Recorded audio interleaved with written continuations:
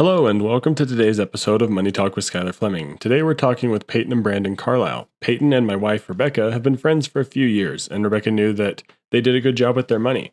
So when it came time to find some regular everyday people to come on my podcast, Rebecca suggested them to come on as a guest, and they did not disappoint. There's some great information you can take away from today's episode. We discuss a handful of things in today's power-packed interview. We discuss how to feel confident about money, how to manage stress, how to learn about money, how to manage money in a marriage, and Brandon shares a fantastic story about changing how he views and handles money after he found himself in a financial situation that he didn't really like and ultimately one that he needed to change to ensure that his relationship with Peyton stayed on track. Be sure to stay tuned for today's interview because I can guarantee you'll be able to take something away from it. Before we dive into the money talking points, I wanted to talk about a few new things that I'm going to be doing with the podcast. I want to do more show segments and different parts of the show and things like that. I'm looking to expand the show and make it a little bit more in-depth and detailed. I would love to hear your feedback in terms of what you want to hear more of, what you may want to hear less of on Money Talk with Skylar Fleming. So please go to skylarfleming.com/feedback to send your comments my way. I'm happy to take any information and see how we can apply it to the show. You're going to notice some new sections of the show, and I hope you're excited for this next evolution of Money Talk with Skylar Fleming, because I definitely am. I'm also most excited to be featured as a guest on a handful of upcoming podcast episodes, and I'll be sure to share those on social media so you can head over there to listen to me as well. The most recent change of having more everyday, regular guests on my show has been great, and hearing about their experiences with money has been awesome. I found this new style of conversation to be super exciting, really engaging, and really interesting for me. What do you think? Recent episodes with friends of mine like Josh Tonge or Luke Ensign were both great conversation. Today's episode as well is one where I'm talking to a couple about how they handle money in their regular day-to-day life. But the money talking points for today's episode are, what financial behaviors have you allowed to slip into your life? And 2, do you feel that there are any small adjustments that you can make to get your finances back on track? With the money talking points in mind, let's get right into today's episode. Welcome to Money Talk with Skylar Fleming, where talking about money is encouraged. Let's get talking. Hello, everybody. Welcome to today's interview on Money Talk with Skylar Fleming. I'm joined today by Peyton and Brandon Carlile, and these are two. Peyton is one of my wife's friends, so we're excited to have this conversation because my wife helped set it up and everything like that. So it's going to be a fun conversation here, talking with two regular everyday people about how they manage their money, learn about money, things like that. So we'll start with Peyton, but would you both go ahead and introduce yourself for everyone? Yep, I'm Peyton Carlile, and I'm from Farmington, Utah, and I work for Zions Bank right now in commercial real estate lending, which is something that I really enjoy. So I'm a portfolio manager there and get to work on lots of big real estate loans throughout our state and some other areas, and it's been a lot of fun to get to do that. I've been there for 3.5 years now. Cool. What's the biggest loan you've ever worked on? There was one that was $150 million, and Zions held $75 million of that. That was probably the biggest. That's more money than most people will see in their life. So that's a big number to be thrown around.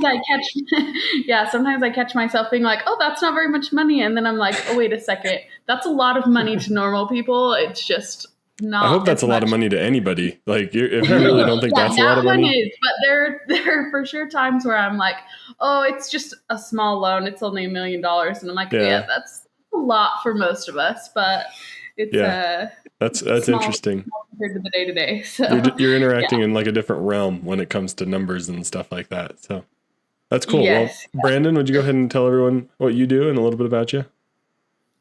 I'm Brandon Carlile, 33 years old, also from Farmington, Utah.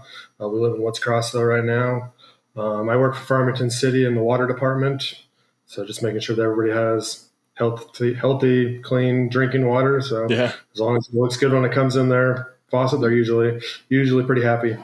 Yeah, probably one of those departments that people don't realize what they have till it's gone. So exactly, doing important work. Awesome. Well, we're just going to dive right into it, talking about money. We got some fun stories to share that you guys have prefaced me with, and I'm excited to learn about them and learn a little bit more about how you both handle money and everything. But let's kind of just start out the gate. We'll start with Brandon on this one. How did you learn about money in general, like money management and such? Probably, I think like a lot of people, just like their parents, kind of giving an idea and like sharing with them. They're like, saving money is a good idea, and like don't find yourself in debt, and just make the right decision when it comes to money. Like as long as you're spending within your means, you'll be good. Mm-hmm. And so that's something that kind of just helped me from a young age kind of learn that that's an important thing.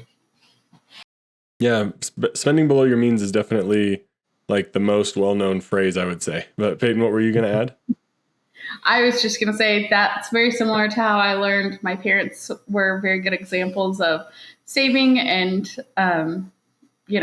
being financially savvy and fit. And so they helped set that example for me. And then I started listening to the Money Guy podcast like a year and a half ago. And that has also greatly impacted and influenced the way that I think about my financial decisions. Yeah, that's one of my podcasts I always mention when people need something else to listen to is go check out that one. It's a really good one. So there's another recommendation for everyone. I guess for both of you, we'll start with Peyton. How do you guys feel confident in your life around money? How do you make sure you know what you're doing and feel like you're on track? Listening to the Money Guy definitely helped with that. So it kind of gave us baselines and like good factual data about what we should be saving for retirement and kind of some just rules of thumb that we could use in our financial decisions. And so then from there, we've been able to be like, okay, we feel like we are doing what we need to be doing here. And that has allowed a lot of freedom and flexibility and a lot of peace as well, that we're confident we're doing what we need to be doing. Awesome. Brandon, does that help you feel confident? Do you like when she brings you these ideas from podcasts and stuff like that? Yeah, I've listened to several of them myself. I wouldn't say I'm quite as religious as Peyton is when it comes to that, but like there's definitely some, like she'll send me like an episode or here or an episode there, and like and sometimes I'll just go do it myself because there really is like some really cool things that I've been able to like learn from there and kind of grow my understanding of finances, because like you have the basic finances and then you have like the higher up like retirement and 401ks and all of that jazz that I've learned about slowly over time, but they kind of give it to me in some more understandable. Yeah, a little easier. Peyton, do you feel like using resources like that is extremely beneficial, or do you feel like it's just something like, should everyone be doing it, listening to podcasts and stuff? I mean, I think so. If like, I knew how to save money before listening to those types of podcasts, but I really didn't know what the best route to do that was or how much I should be saving. And so it's given me just like, I feel way more in control than I did before. And so I think it's super valuable to make that effort. And even small like bits of increased knowledge or ideas can help you to have healthy conversations and change the way that you treat your own finances. Mm-hmm. Do you feel like listening to those episodes helps you maybe get ahead of potential financial struggles and things like that?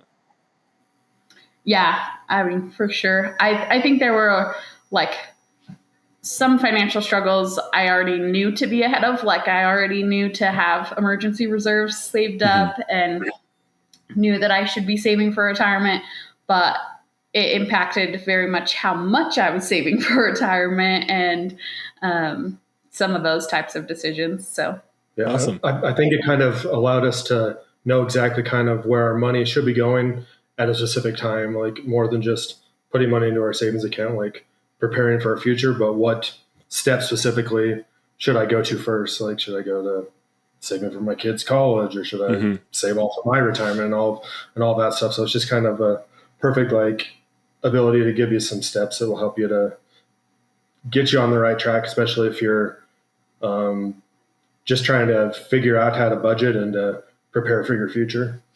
Awesome.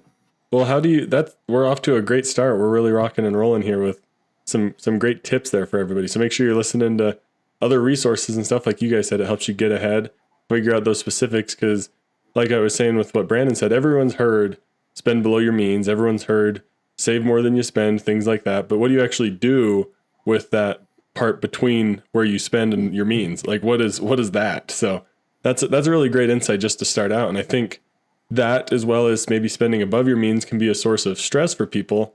How do you guys manage stress with your money? How do you even stay on top of that? Because money can be stressful whether you're in a good place or not. I mean, I think that I tend to get more stressed about everything than Brandon does.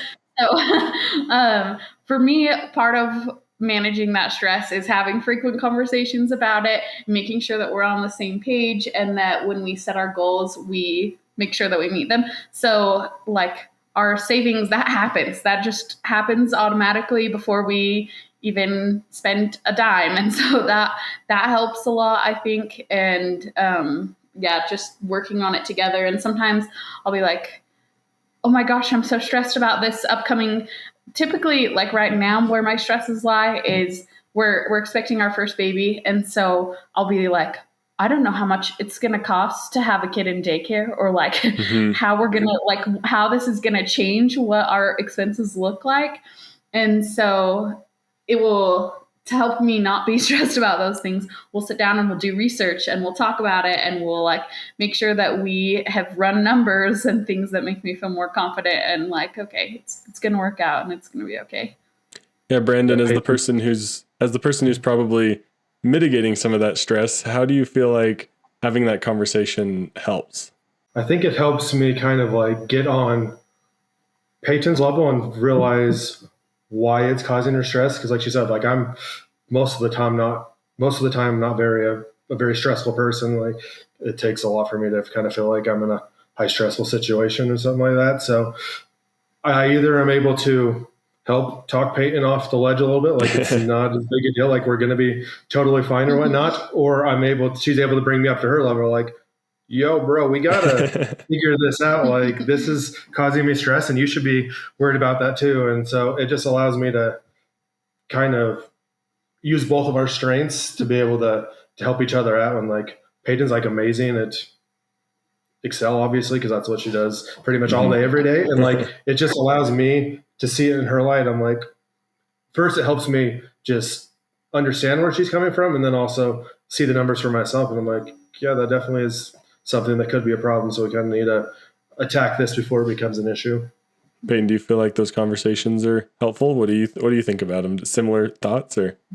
Oh yeah, for sure. Like, and fun. Like we, not only are we getting to plan for the future, we're getting to dream for the future together and make sure that we're on the same page about how we want to get there. And so it's really exciting to me. And I enjoy like we sit down every month and update our like spreadsheet of how much we've spent that month and kind of look at our budget and where things are at. And then every year we also will update our own personal financial statement. Mm-hmm.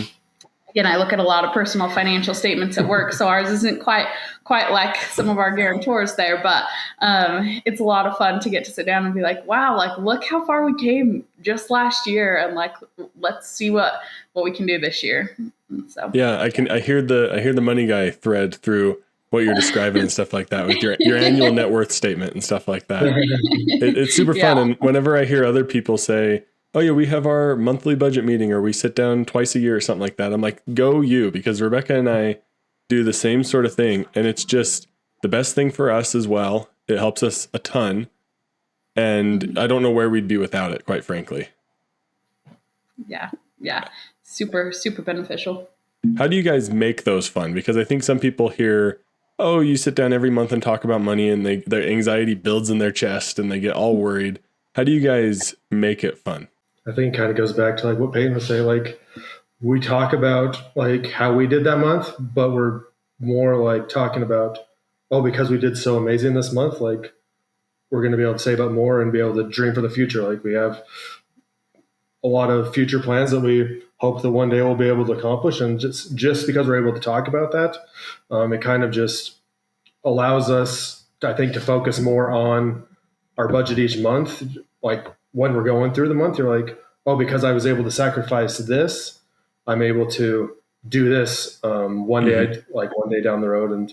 And for some people, I don't know if that works exactly. Like obviously there's a lot of people who are here and now type kind of people, and it's hard to kind of see that light at the end of the tunnel is probably not the right word, but be able to see the future, and like because I'm sacrificing now, I'm going to be able to do what I really want to do. And so it's sacrificing the small things for the greater good. There's for sure like big things that are farther down the road, but there's small things or smaller things that we are totally getting to enjoy right now. Like Brandon went to Hawaii for the first time this year when we went in January, and we went to Europe together last year. And so like there's things like that we're making sure we're having fun and doing things that are really valuable outside of our, monthly meetings that we have where we look at stuff. And then I think another thing, like something that would make those meetings stressful is if you feel like you're like getting in trouble for what you've spent the prior month. But we're very careful to use our budget as a guide, but not as a law that that we're going to be punished if we break. And I think that there are maybe times in people's lives where they do need to treat their budget like a law, but we're not at that point in time because we're already saving everything that we needed to be saving. And so the budget really is just like a spending guide, and we're still saving above what we need to be saving each month. And so that makes it a little more enjoyable too, where it's like, oh yeah, our grocery bill was higher. Inflation, gosh dang it just keeps kicking us in the can. But it's not like something where we're like, how could I spend more on groceries or how could we? So yeah, I feel like a perfect example is I think you might learn in this podcast that I love Mountain Dew, and we have limited my Mountain Dew consumption both for my health and for budgeting reasons, because things multiply over the month if you continue to go to the Maverick or the gas station and get your Mountain Dew. But she's never getting mad at me. Obviously, it helps that I'm close to within what we have budgeted. If we open up the Mint app one of these days and she's like, there's 31 days worth of Mountain Dew purchases on here, I think there might be a different tone than she should have. But for the fact that we trust each other and she's not constantly looking at our statement like, oh my gosh, she's going to the gas station again. I'm able to know that we're not going to judge each other, like Peyton said. And so it's just even the small little things, just as long as you're trying your best and you're working together as a couple or by yourself, if you're not married, just don't beat yourself up over it, because you're trying your best, and it's kind of a hard journey, the whole saving money. Yeah. I like what you said there, that you guys don't feel like you're judging each other. And it's cool when you get to that place. And I wish Rebecca wasn't working right now, or we could have her on here too, because I think that'd be a fun conversation for two couples that I would say are doing well with their money and know how to talk about and handle their money. It'd be a really interesting conversation, because I think there's a lot of threads between what both of us are doing, and that's fun to see. And it's fun to hear you guys doing well with the things that can cause a lot of, I guess, turmoil in relationships. And marriage is something that can be really hard when it comes to money. And like you said, Brandon, you don't feel like she's judging you if you do buy soda, but you also know that there are limits. How do you guys get to that point? Because I don't know, for Rebecca and I, there was definitely a point where that number of what can I spend without asking is lower, and it's growing and things like that. How do you guys get to a point where you get to that judgment-free zone? I think it came down to, I'm going to go back to the Mountain Dew specifically. We got to the point where we're able to openly talk about it. Like at first for me, it was very much a challenge, since I came from a single life and get it when you want. No one to tell me how much Mountain Dew I could consume and everything like that. But it was something I think that we talked about when we were dating and stuff like that, because Peyton wanted somebody that was going to be financially secure and everything like that. But then we got to a point where it got brought back up again by myself. I'm like, we keep on talking about how amazing we're doing. Like, why can't I buy more Mountain Dews and stuff like that? But it came to communicating and then also compromising, because it wasn't like Peyton laid down the law, like, you are 3 Mountain Dews a week and there's no talking about it. And then I came back we came back and negotiated, and I guess it was it was the same drive conversation that we were having, but we're able to talk and compromise and allow each other both to be in a spot that made us happy. And I think as long as you're at a point where both parties are happy, it's a lot easier not to step over that line and feel like you might go above and beyond what you're supposed to. How do you bring up that like maybe you feel like, oh, we don't want to spend as much money at the gas station or whatever it might be, coffees, whatever. How do you bring up that to your spouse? I mean, I think that you just have to both be willing to have those conversations. Like that's the most ideal situation Yeah. is when it's not, you're not worried that it's going to like cause a fight when you bring something up. You can just bring it up and have a healthy discussion about it and make sure that you're both on the same page with where you're feeling things are at. Awesome. That's fantastic. There was a whole bunch of great info for everybody, whether you're married or not, I would say, because like you said, it got brought up while you're dating that you want to make sure you're both financially secure. So like you're going to bring up money, whether you're married, not married, single, it's going to come up across the board. I want to get into, because we're racing through time here. This is a fun conversation, but Peyton, you shared that Brandon has a story about changing his views on money. So I want to make sure we touch on that. Brandon, can you share a little bit on that story? How did you handle money before? And then we'll kind of move through your story. Well, if we're going to put it into a small little nutshell, not good. I kind of started out like I think most people, like I got my first full-time job and like you're like, oh my gosh, I make so much money. I was 21 years old and naive compared to the money that I make now and stuff like that. But like I was doing everything that my parents had told me. I was saving money. I was gonna buy my first car. I got to $10,000 really quick, and I'm like, oh, this is so easy. And like, there's no problem with it. And so I bought my first car, a 2010 Hyundai Sonata, put down a very healthy down payment, knocked out the car payment in a year. And then I guess you could say the beginning part of me changing for a negative happened like after a few years. I'm like, I need a better car. And like, I didn't go like insane. I just bought a newer Hyundai Sonata because I really liked the Sonata. Yeah. So I did that and I paid that off in a year. And so it doesn't sound bad, but I think going through cars on a quick basis can definitely lead to negative things. So, but then I got myself a credit card for the first time. Me and my parents were going on a trip to Boston, and I love going outdoors and doing adventures. So I got myself a Cabela's gift credit card. So I was able to get some reward points from booking the flight and the Airbnb and all that jazz. So in the beginning, like it wasn't all that big of a deal. Like I'd pay my monthly payments every month and do exactly what you're supposed to be doing. But then a car problem came back up again. I've always wanted a truck.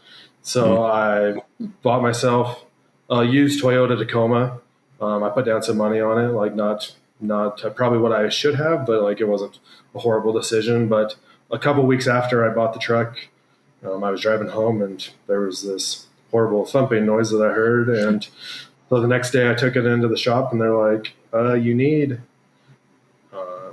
like $4,000 worth of repairs on like the front suspension area. And because of choices that I had made to put money towards the down payment, which I probably didn't have all that much. Like I didn't have the money to fix the Tacoma. So I still had the Sonata and I sold the Sonata, but I didn't get like a crazy amount of money out of it. I got enough to fix the truck and everything, and I continued to drive that. But then I think the real problem was I got to the point, because I didn't have all that much money, I was just buying things on credit, and I was still continuing to pay it down, but I wasn't paying it off each month like I had previously been doing that. And so, and then I got to the point where I was eating out breakfast and lunch. I kind of wanted to have the here and now cool things. I bought half Jazz season tickets. I bought BYU season tickets for my dad and my brothers, and then just a bunch of different non-essential things throughout my life. And I continued to try and save money, like into like a savings account, and then also try and lower my debt at the same time. Like at the peak, I got probably close to $5,000 in credit card debt. Like not an insane amount of money, but compared to what I wanted to be at, it's a heck of a lot of money, and it's kind of it keeps you a prisoner to where you don't want to be. And so I just got to the point where I'm like, I just can't deal with this, and I admitted that I had a problem to myself. What led you to change your habits? Like what do you think what's the straw that broke the camel's back, I guess? The real thing that fixed it was Peyton here because of like what I'd mentioned already. Like I'm gonna give myself a little credit. Like I knew I had gotten rid of the credit card a little bit before Peyton came into the picture and we started dating and everything. Yeah. I'd stopped using it, but I was still had debt. I still had debt and everything and still trying to save money.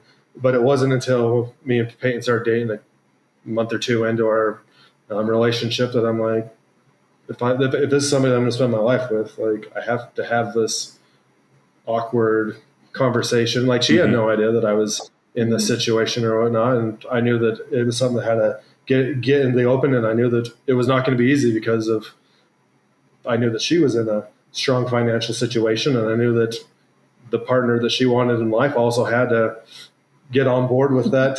It was a get on board or get off the train type kind of thing. So, so we had that really challenging conversation, and I opened up to this whole story. I told her the whole story about everything, and we kind of just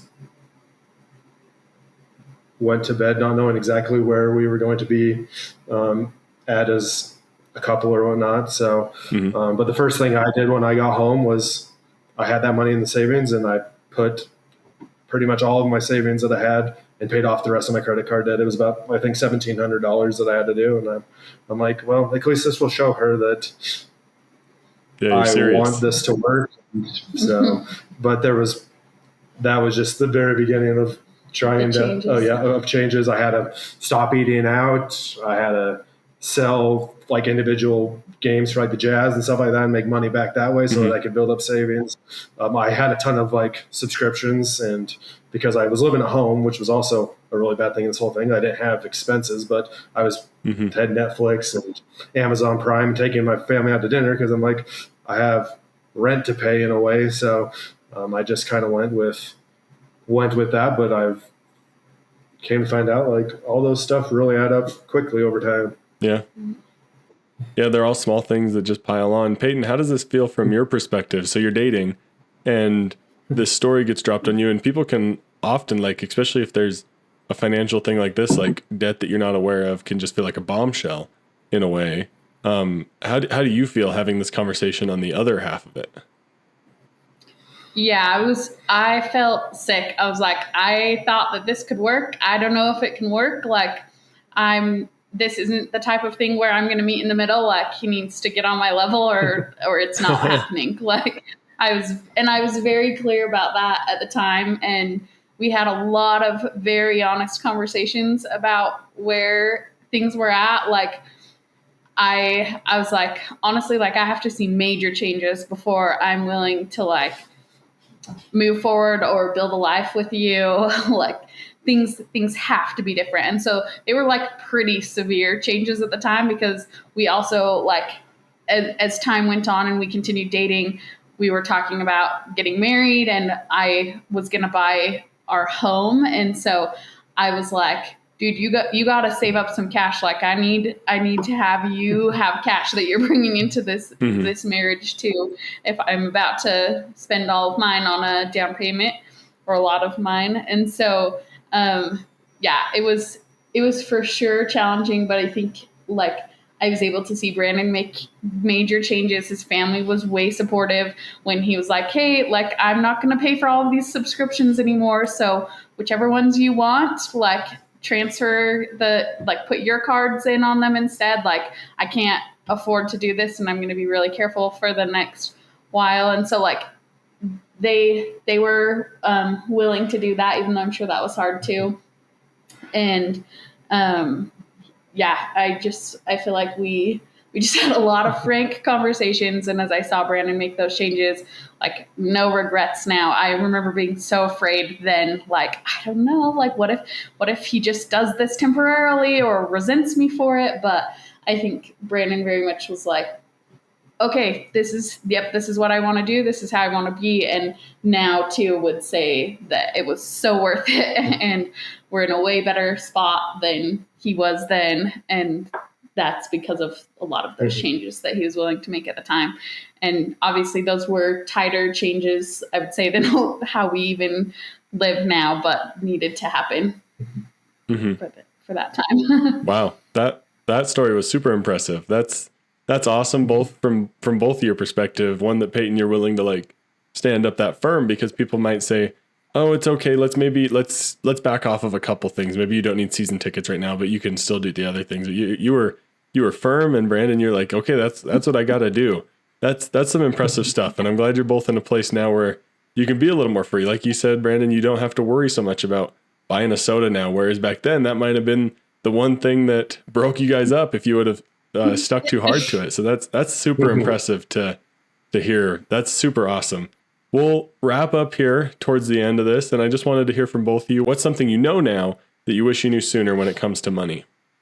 For me, it kind of goes back to something I said already, like how much things multiply on top of each other. That $5 breakfast burrito and the $5 Wendy's biggie bag and the $2 Mountain Dew and the $19.99 Netflix subscription and so on and so forth. Like you get to the end of the month and they're like, there was $300 or $500. I don't know exactly what it was anymore, just because I don't have all the subscriptions and whatnot anymore. But just like, you're like, wow. Like it wasn't until I had made the change that I could see. I'm like once I had nothing left, like we got up to, like I got up to quite a bit of savings quite quickly because I was in a good place with my job and everything. So, and I still lived at home. Like it was just insane to see, like, you're like, wow, if I would have made this decision 3 years ago, I had the same amount of money as Peyton has right now, and we could buy a nicer house or something like that. So it's definitely discouraging to look back now, but like I'm just glad that I made the decision when I did, and like that we're both where we're at now, and we're able to be happy and do the fun things that we want to do. Awesome. Yeah, the saying goes that like yesterday was the best time to plant a tree and today's the second best or something like that. Same goes with money decisions. So like we all could have made the better decisions 10 years ago and been in a better spot, but at least we're making them now. Peyton, what do you wish you would have known sooner? I wish that I would have known sooner or realized sooner how much I should be saving for retirement. Like when I first started working, I was getting my employer match and I was contributing some to my Roth IRA, but I don't think I wasn't maxing it out. I was mostly saving in cash for a future down payment, which it worked out and it was fine. But that same thing as your tree saying, it would have been nice if I had known then how valuable that would be, but I didn't. And I learned fairly early still and am young enough that it's just fine. And we're going to be just fine. Awesome. Yeah. And I think everyone, I hope all three of us here, there's always things that I wish I would have done 5 years ago, and that's okay. So like if you're listening now and you're saying, wow, I wish I had more often money talks. I wish we had better budget meetings or annual net worth stuff. Like do it now and you're going to be far better off going forward. Don't hold too much regret over yourself. It'll be okay. But fantastic. Peyton and Brandon, thank you so much for both coming on here. This has been a great conversation. Yeah, thank you. Happy to join. It was fun to get to do this.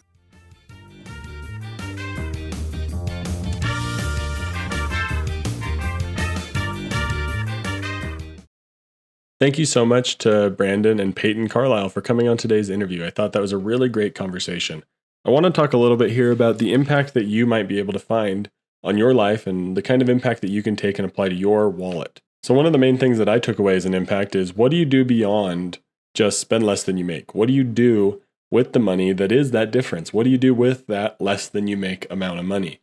One of the things that I think was most helpful is Peyton's idea of listening to podcasts and resources and things like that so that you can hear what others are doing with their money. I think that's a really great way to figure out what else you can do with your money that maybe you have left over. I also liked that stress is unknown. It's something that you got to figure out. You got to put in a little bit of time to do the research. And I love the idea of dreaming together when it comes to handling your money as a couple, or even if you're single and just living by yourself. Have a friend that you can dream about what you want to do with your money when you grow up or when you get older, or what you want to do now. That can really help ease the stress, but also help you get pointed in the right direction and figure out what you want to plan for. Also, another thing that applies to stress is that a budget is a guide, not the law. I really liked that quote, is that using your budget as a guide instead of the law allows you to have more open and free-flowing financial conversations and makes it a whole lot easier for you. Also, make sure you're willing to be open and compromise in a marriage because, frankly, that's going to happen regardless of whether you want to or not. So if you just give into it and be honest with yourself and honest with each other, your marriage is going to do a whole lot better with money. But let's talk a little bit about Brandon's story. I think it can be really impactful if you really pull away the lots of little pieces in there that you can learn things from. One is that lifestyle creep is real. You might not realize it, but maybe you have a little bit more money than you're used to, so then you spend it on a few extra nice things. You open up that credit card, you get some rewards points, then you want to spend those rewards points. Then you're spending a little bit extra because you didn't have enough rewards points. Now you're getting used to that nice trip you went on. Things like that. That lifestyle creep can really add up.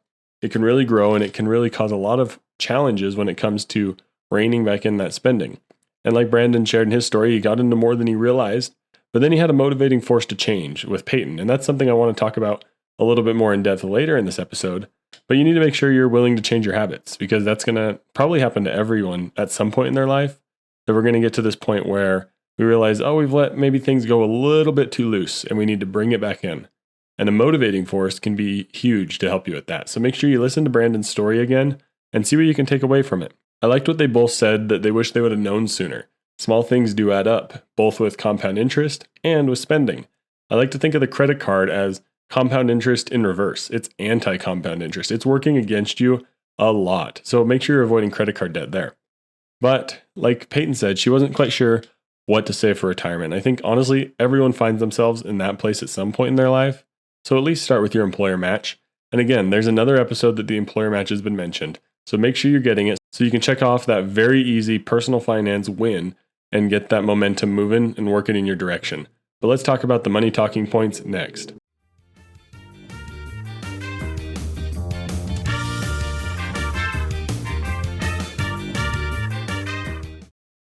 So the first money talking point is, what financial behaviors have you allowed to slip into your life? And one that I wanted to share a little bit about is subscriptions. And this is something that I've recently done and something that I've thought about a little bit more recently, is that subscriptions don't need to auto-renew. And why is that? Because once it auto-renews, that's going to tell you whether you need it or not. Because when you go to auto-renew a subscription, think about it. Let's say you have Paramount Plus just for that one thing that you wanted to watch one time, been on auto-renew, you haven't worried about it too much because you're like, oh, there's some good stuff on there, but have you actually watched any of it? So my tip is to go turn off auto-renewal. And then the thing is, if you notice it right away, you can keep it. But it's likely that you're going to get a month or two after, and you're going to be like, oh yeah, what happened to that subscription? Then you're going to realize you canceled it. And then you're going to realize, wow, I didn't really need it in the first place. And guess what? The subscription isn't going anywhere. They're not going to not allow you to sign up later. So turn off auto-renewal and then see if you even notice that it cancels.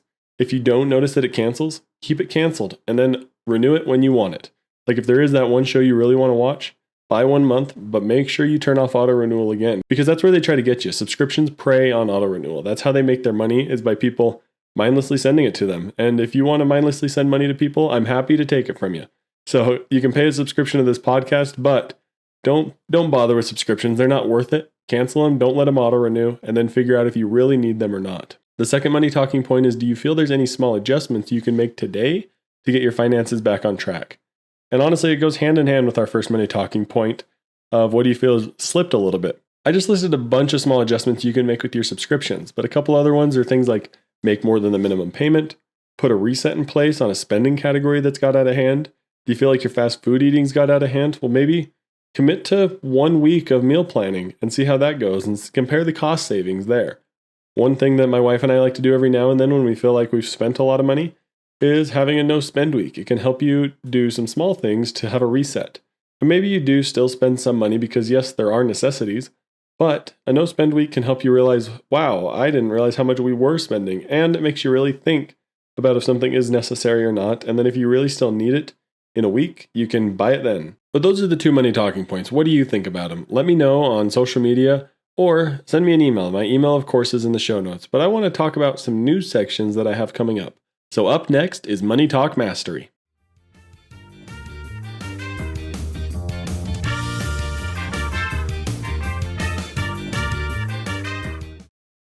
Welcome to Money Talk Mastery. This is where we are going to take a little bit more of a deep dive into a specific topic from the episode. So, what are we talking about today? Well, what if you find yourself in a hard financial situation where you don't want to be? We're going to talk a little bit more about that motivation that it takes to get out of those situations. A huge applause to Brandon for digging himself out of the situation before it really got too far. I think in the interview, he shared a little bit about how it wasn't a ton of credit card debt he was in, but it was credit card debt. It wasn't a crazy financial situation, but it was one that he didn't really want to be in. What is your motivation for wanting to change your financial situation? For Brandon, it was Peyton and their relationship. But let's say you're doing okay. So you're listening, you're doing well, you're checking those boxes, you're hitting those things that all the podcasters are talking about, and you're doing pretty well and you're not drowning in debt or anything like that. What keeps you motivated to do well? That's what you really need to consider. It's not just a driving force to get you out of debt or to get you to change your financial situation, but it's really something that keeps you moving along the path. Often it's going to be others in your life that help you stay motivated. Like with Brandon, Peyton helped him stay motivated and helped him get motivated to go on the right track. He kind of knew what he needed to do, but she helped him figure it out and get it on track and help drive his motivation a little bit. Do you have a spouse, friend, or children that are relying on you for money or that can help you stay motivated, that can help cheer you on or celebrate you when you have those financial wins? That's great. Others in your life can really help you stay motivated when you are doing pretty well in your financial situation and you just want to stay on that path and keep your momentum going in the right direction. But what if you are in a really bad financial situation? Forget about your situation for a second, whatever it may be. And let's dream together for a little bit. If money was no object, what would you want to buy right now? Do you like to travel? And where would you go if you could afford it? Do you have others in your life counting on you for financial stability? And there's always somebody counting on you for financial stability because whether you have a spouse, children, or anything like that, you're always counting on you for financial stability. And what were the point of those first couple of questions? Well, what do you want to buy right now? Where would you want to travel and such? Those are things that can help drive your motivation a little bit because maybe you want to travel, but you know deep down you can't really afford it. But what if you could? That's where dreaming can come into play to really motivate you to get you out of a bad financial situation. So sit down and have a dream session with somebody and really think through what could motivate you to do better with your personal finances. Consider those questions, help you find your why, and then begin to work towards progress on changing your financial situation.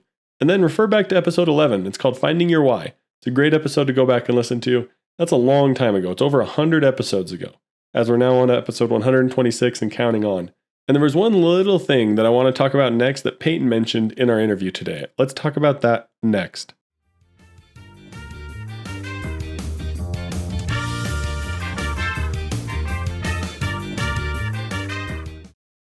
Welcome to the Handy Hint. The Handy Hint is going to be a little bit of a segment where we talk about something small and quick that can be helpful for you in your financial life.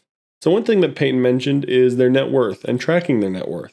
We mentioned that this was from the Money Guy Show as they are really huge advocates of tracking your net worth annually. And that's what I want to have as our handy hint today, is the annual net worth statement. Sitting down and documenting your net worth regularly, at least annually, is a huge thing towards motivating yourself because as you start to see that go up, it gets more and more fun because that number grows faster and faster, and that's just awesome to see.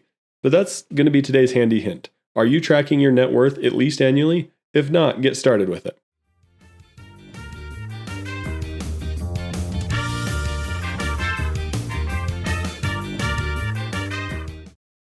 Welcome to What Are Others Saying? What Are Others Saying? A section where we talk about some of the recent social media comments or feedback from you.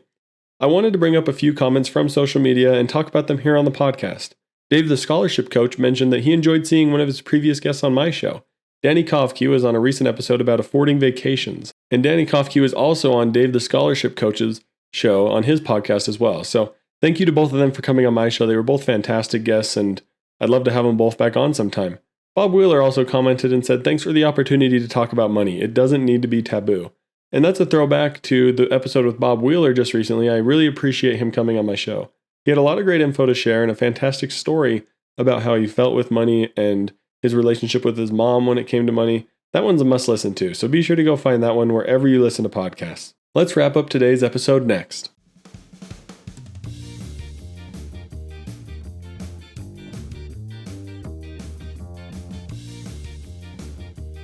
Thank you so much for listening. I'm so excited for the next steps of Money Talk with Skylar Fleming. There's going to be more segments and more depth to the show, so you're going to want to make sure you subscribe so that you don't miss it. Also, like I mentioned at the beginning, be sure to look for me as a guest on some other podcasts. I'll be sure to share those on social media and let you know when I go on those other podcasts. So if you want to hear my voice on some other shows and hear me get questioned, those will be a great place to hear some of my takes on what other podcast hosts have to ask me. That was a great conversation with Peyton and Brandon. I'm really excited for them because it's awesome when a couple has a good, healthy money talk between them, and it's awesome how they're doing with their money. You can tell that they enjoy talking about money and that they know that by talking about money, they're going to do better and better and better with it. It makes me think, though, that I need to get my wife back on the show. She hasn't been on since episode 88, and if you want to hear my wife come back on the show, let me know and I'll make sure to pass on the feedback to her so that we can convince her to come back on the show. That'll be a good money talk for us to kind of catch up what's been going on in our lives, and kind of get a catch up on how we're handling money now that we're approaching 4 years of marriage. Anyone can do well with money, even you. Like we talked about today, start to dream and then figure out what it's going to take to get there, and make sure you have a money buddy along the way. Money buddies are someone who you can help stay accountable to, and if you need one, let me know. Shoot me an email and I'd be happy to be your money buddy and talk to you about money and get you going on the right track. It all starts with a conversation and being open. Brandon had to be open to Peyton, but Peyton also had to be open and honest to have clear conversations with Brandon. So make sure you're having those good, healthy money talks. And subscribe and share today's episode with a friend, and then go have a money talk where you can be open and vulnerable and learn a little bit more about each other and how to handle your money better. But thank you for listening to Money Talk with Skylar Fleming. I'm your host, Skylar Fleming. Have a great week. Thank you for listening to Money Talk with Skylar Fleming. This show is provided for informational and entertainment purposes and may not be specific to your unique situation. Please be sure to do additional research before making any financial decisions.